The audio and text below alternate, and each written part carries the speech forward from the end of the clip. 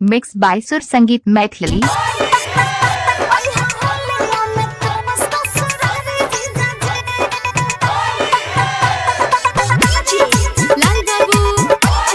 अभी आप सुन रहे हैं सुर संगीत मैथिली के शानदार प्रस्तुति।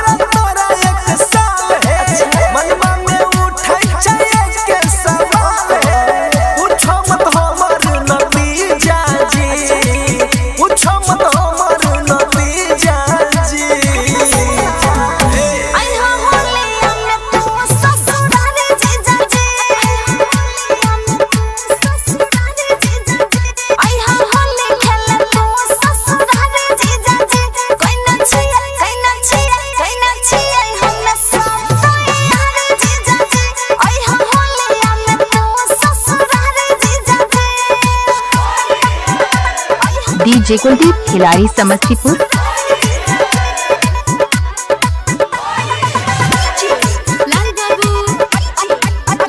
अभी आप सुन रहे हैं सुर संगीत मैथिली के शानदार प्रस्तुति।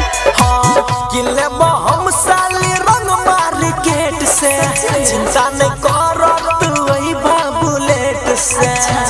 अरे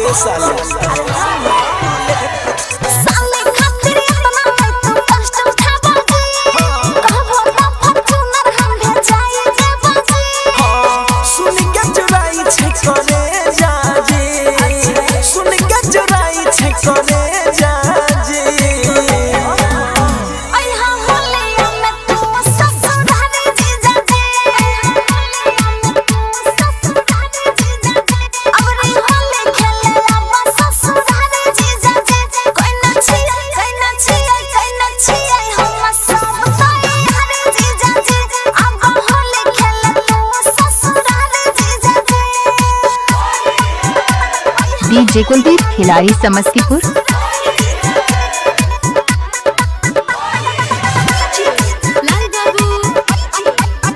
अभी आप सुन रहे हैं सुर संगीत मैथिली के शानदार प्रस्तुति।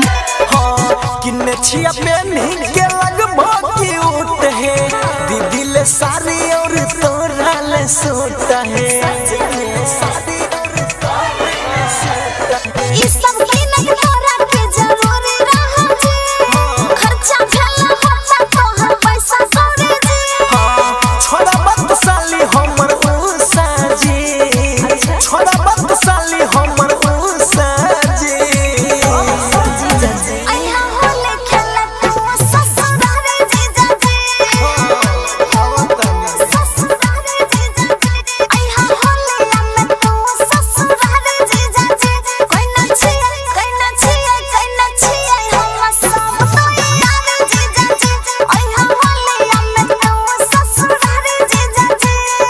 मिक्स बाय सुर संगीत मैथिली।